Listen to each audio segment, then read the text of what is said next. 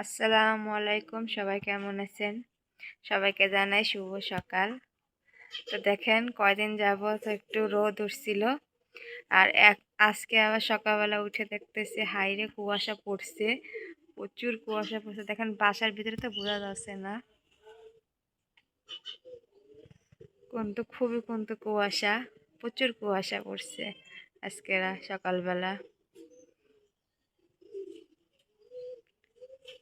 বাহিরটাই খুব সুন্দর বোঝা যাচ্ছে, আমি তো বাসার ভিতরে, সেখানে তেমন একটা বোঝা যাচ্ছে না।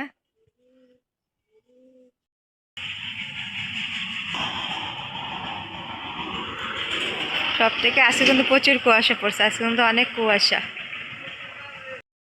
এই তো এই তো বাইরে থেকে একটু ঘুরে আসে সকালে রান্নার জন্য তরকারি কাটে নিলাম।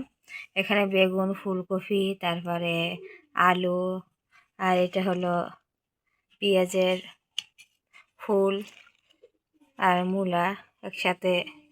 আর এখানে মাছ বাই করে নিয়েছি, মাছগুলা কাটা হয় নাই, তেমনি খালি মাথাগুলা কাটে নিয়ে ফ্রিজে রাখছিলাম, বাড়িতে ছিলাম না, আমার শাশুড়ি রাখছে।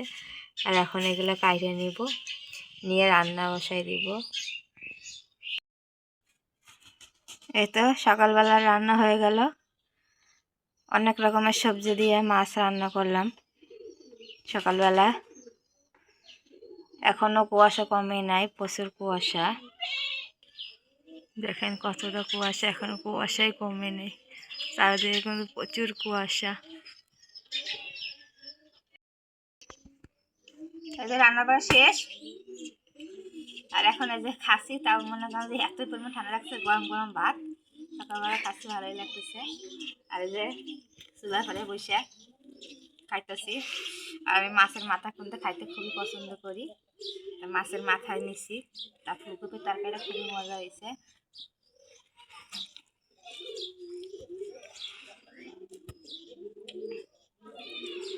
প্রচণ্ড একটু ঝাল হয়েছে আজকে তরকারিতে।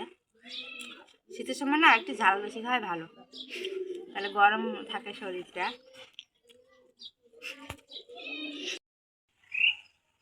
এতে খাওয়া দাওয়া শেষ করলাম, এখন প্রায় 11:30 বাজে, রৌদ্র হালকা হালকা উঠতেছে।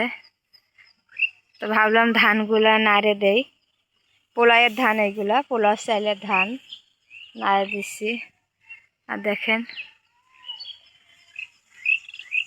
ছাদের থেকে মনে হচ্ছে যে, মনে করতেছে মনে হয় কেমন যেন একটা দেখা যাচ্ছে বাড়ি ঘরগুলা। দেখেন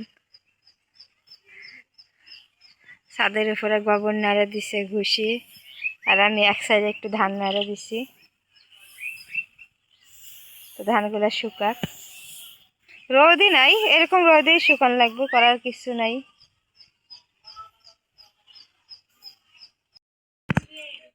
এ তো ধান নাড়া দিয়ে আসলাম, আর এখন এই যে চুলার পাটা লেপে দিব। কালকে দেখেন গাড়া দিয়ে রাখছি, যেখানে যেখানে মাটি উঠে গেছে, আর এখন লেপে দিব। তাই লেপে দেওয়ার আগে গোবরগুলো নাড়ে দিয়ে আসবো, কেন রোদ উঠছে, গোবরগুলো নাড়ে দিয়ে আসি।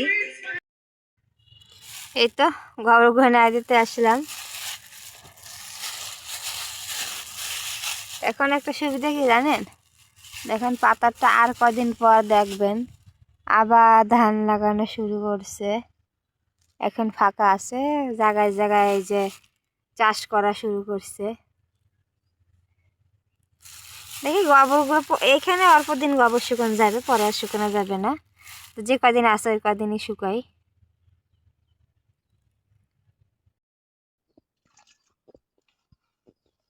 গোবর নাড়া দিয়ে আসে, এই যে চুলা নেপতেছি।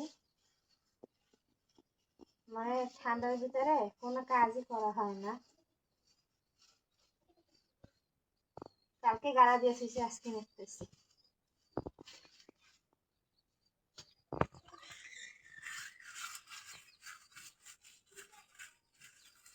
বেশিরভাগ বাইরে রান্না হয়, বিকেল তেমন রান্না হয় না।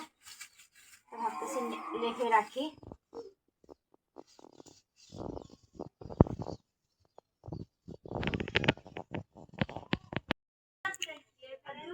এই তো রান্নাঘরটা লেপে দিলাম, এদিকে চুলাগুলা লেপে দিলাম বাইরের। এখানে আদার গাছ ছিল, আদার গাছগুলা তুলে ফেলানো হয়েছে। আদাগুলা ছিল, আদাগুলাই করে তো ভাবছিলাম এইখানটাও লেফে দেই। এখানে লেফে দিয়েছি, এখনও চাল মানে বারান্দার লেফা বাকি, তো ওইটা এখন লেপবো না, ওটা একটু পরে নেব। এই তো লেপালেপি শেষ করে তারপরে গোসল করলাম। গোসল করে কাপড়গুলো পাতারে নাড়ে দিয়ে আসলাম। আর এখন ভাত খাবো। আসলে হয় কি জানেন, এখন মনে করেন যে সকাল থেকে তো কুয়াশা, এই রোদ উঠছে। আজকেরও অনেক অনেক বেশি কুয়াশা ছিল। এই রোদ উঠতে উঠতে 11:30 12টা বাজছে। আর রোদ না উঠলে কাজ করতেও মন চায় না। রোদ উঠলে ভাবলাম রান্নাঘরটা অনেক নোংরা হয়েছে, রান্নাঘরটা লেপে দিলাম, বাইরেরটাও লেপে দিলাম। টুকিটাকি যতটুকু কাজ আসছিল ওগুলো করলাম। এখনও কিন্তু অনেক কাজ, মনে করেন ঠান্ডার জন্য মানুষ কাজই করতে পারে না। একটু ধান না দিয়ে এসে ওইখানে যে ধানে পাক দিয়ে থুয়ে আসলাম, কিন্তু এটা তো আলো ধান, সেখানে বেশি যাওয়া লাগে না। এই কাজ করতে করতেই মনে করেন যে 1টা 2টা বাজে যায়। সকালে যেতে রোদ ওঠে না, কুয়াশা, দেরি করে ঘুম থেকে ওঠা হয়। তো এই রোদ উঠলো, ভাবতেছি যে কালকে কিন্তু রোদ ছিল, ভাবতেছি আজকে মনে হয় সকাল থেকে রোদ হবে। তার যখন রোদ উঠতে উঠতে 12টা বাজছে, 11:30 12টা বাজছে, ভাবলাম কাজ যেহেতু করাই লাগবে, তা আস্তে আস্তে করে করি। আর এখন আমি একবার রোদের সোজা তো তাকাইতে পারতাছি না। এখন গোসল করলাম, ভাত খাবো।